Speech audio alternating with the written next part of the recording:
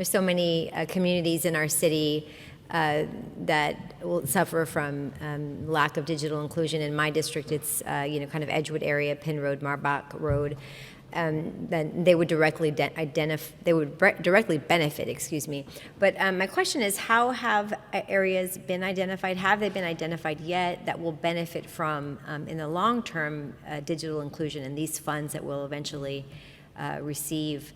And is there criteria? Has there been any studies or outreach yet? What is that process going to look like? Absolutely, Councilwoman, if I could address your question. Please. So there's already been a study done here locally that will be our initial roadmap for where priority areas should be. The state is also going to issue some broadband maps that are going to be able to be challenged. So that will happen in the next 6 to 9 months. So essentially they'll say, here's our understanding of the world, and we'll be able to sort of compare to what we've done locally.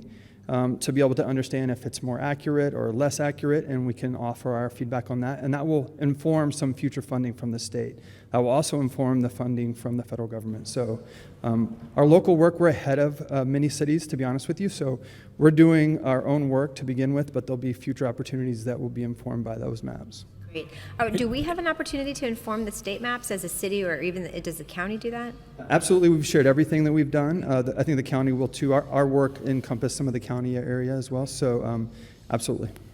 Councilwoman, the RFI that John mentioned a second ago, that's getting pushed out later on this month because we've identified for the ISPs some of the areas that we've identified in our local study. We want to know what the cost is.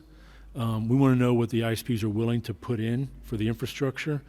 And we're doing that now because we want to make sure that we're prepared for the grant applications, because most of those grant opportunities are going to frankly rely upon coordination between us and the ISPs. And so if we've got the cost for this neighborhood and this commitment, then that's a joint application we can work on with, frankly, all of the ISPs. I wanted to make sure we're working together on that. Can you talk a little bit more about the Weatherization Assistance Program? Is this a grant that Neighborhood and Housing Services would distribute to residents?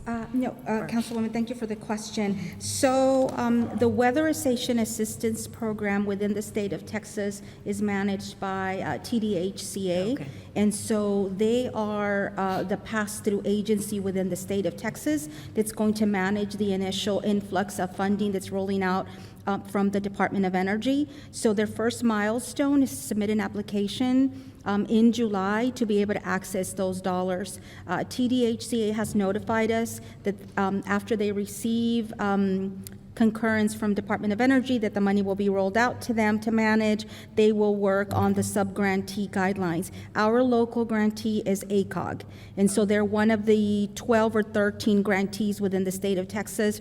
We did ask TDHCA if they anticipated expanding that list. Currently they said no, but if for some reason there's another path for identifying additional grantees, they will be putting that out for probably competition, but we won't know that until early 2023. Similar to my digital inclusion question, is what will the process be to establish criteria for the homeowners or the buildings that receive this funding? This is a recurring grant, so there is an existing guidelines for this particular program. The program locally for us is managed by ACOG, so their existing guidelines and parameters for households and families that qualify are on the website for ACOG right now. If there are any changes, they'll make those, and I know we're looking at some flexibility as to what's covered and who's eligible, and so the Department of Energy will push that out to TDHCA. When that happens, we'll be able to report that back. Okay. And I know I'm kind of shifting all over the place, but it's a big, there's a lot of areas covered here. So I'd like to talk a little bit more about the airport. It was $15 billion for infrastructure, $1 billion for terminal that we would potentially, that's what we have out. That's our request, right? So, Can you talk just a little bit more about, well, do we know when we might receive these funds, when we might hear back? This summer. We don't have a specific date. They've said summer of '22 we should get an answer, though. Okay. And I guess what would the process be? Well, is it all or nothing? Is it we get 15 plus 1, or we get some of that, or?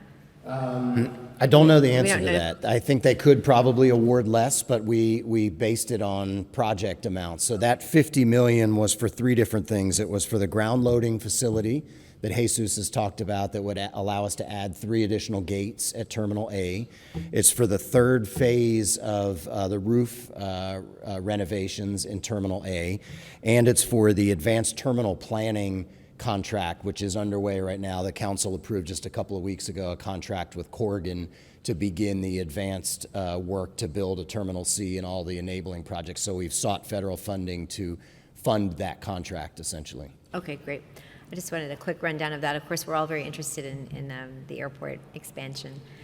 I'd like to see also a presentation, I guess this might be for you, Eric, on the Reconnecting Communities pilot program at Transportation. I can talk to Rod about it.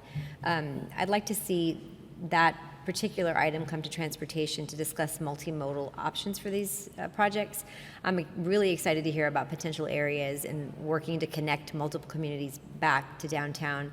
Hemisphere Park, of course, in the port. I always say always and always and always, like over and over and over, that there's no boundaries in real life. I just want to make sure that we're connecting communities. I think that's a really important, so this is exactly what I'm talking about. So I'm really excited about that and erasing these barriers that we've in some ways created ourselves, and that's been put in place decades ago.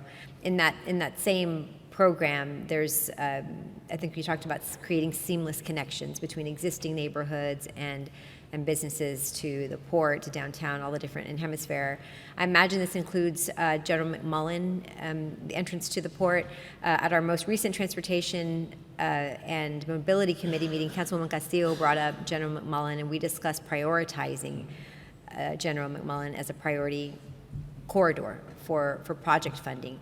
So how can this pilot complement that, the corridor plan? Right, so specifically for the Reconnecting Communities, the notice is not out yet. We're anticipating it to come out this summer.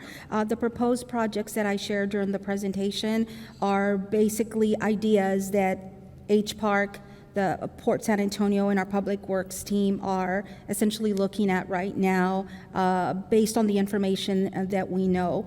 Specifically on the port, we do have Juan Antonio Flores here. We also have Razi that can speak to it. But Juan Antonio, do you want to speak a little bit from your project? Council. So our project does contemplate improvements to McMullen up to our property line. There is also a project that neighborhood leaders are moving forward that would improve McMullen from our property line to 90. I think as we grow density and demand for access to the property, having that road improved gives us the opportunity to accelerate VIA's plans to deploy advanced rapid transit down on that corridor. So it's an absolutely vital element to our plans for growth. Okay, I want to just make sure that we're working together and talking about different types of funding, but we're all also in agreement that that's an important corridor that we need to focus Yeah, on. and our plan for our portion up to our property line includes protected sidewalks, expanded sidewalks, widened sidewalks, protected bike lanes, bioswells, elevated crosswalks, improved signalization. So everything that we know to be elements of complete streets are contemplated for our portion of McMullen. Okay, wonderful. Thank you so much, Juan Antonio. Thank you, Mayor. Thank you, Councilmember Cabello Havrda, Councilmember Castillo.